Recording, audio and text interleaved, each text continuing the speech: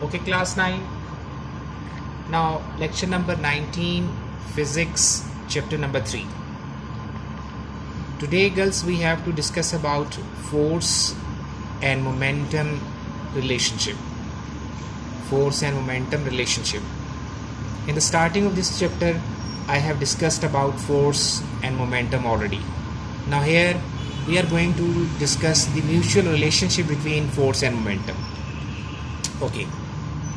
Now, starting from an object having mass m lying on this surface, and this object is not at stationary position. Suppose this object having mass m moving with some velocity. Object is moving with some velocity. Consider, and let's suppose that velocity be vi. Okay. Now, the body is moving with initial velocity vi. Therefore, if you want to find what is initial momentum, starting momentum, initial momentum. Okay, momentum is basically the product of mass and velocity. Mass is m, velocity is vi. So mvi is known as initial momentum. Momentum is denoted by p. I means initial momentum. So when you apply force, suppose body is moving from left to right hand side on the surface. So now when this body was moving, and if somebody applies some force F in the direction of the motion of the object, and definitely after this application of force, it means body will gain some new acceleration. The body will gain some new acceleration A. So it means force is applied which produces acceleration. So it means now you will see that after the application of this much force, now velocity will be changed, and new velocity which is greater than the previous velocity. So that's why you say velocity is changed. So it means new velocity will become Vf, right? So new velocity means change in velocity, and when there is change in velocity, so according to mechanics we can say now acceleration is produced.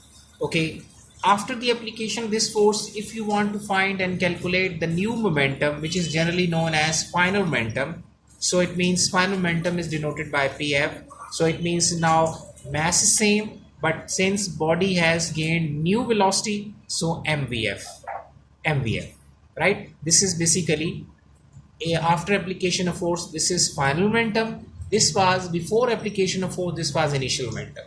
Now girls, we are going to find change in momentum. How much momentum is changed? This is final momentum, this is initial momentum. Initial momentum, this is final momentum. For getting change, we always subtract final from previous one.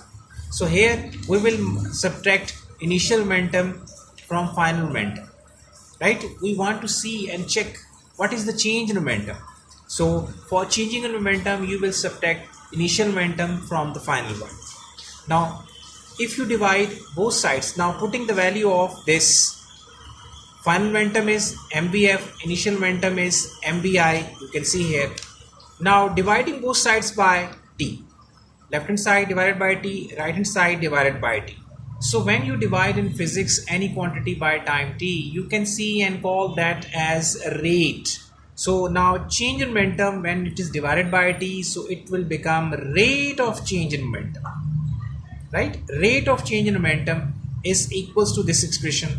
Taking m common, vf minus vi divided by t. If you remember, this is basically the formula for acceleration that you have done in the form of first equation of motion. If you remember, you can check that video.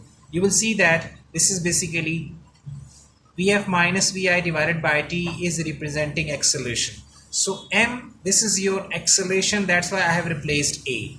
So ma is equals to, according to Newton's second law, m is equals to f. F is equals to ma. So we are replacing this ma by f. So rate of change in momentum equals to applied force F. This relation basically shows force and momentum relationship. Okay? Now girls, after this video, in next video number 20, we will do numerical example number 3.6 and numerical number 3.7. Okay? So please wait for the next video.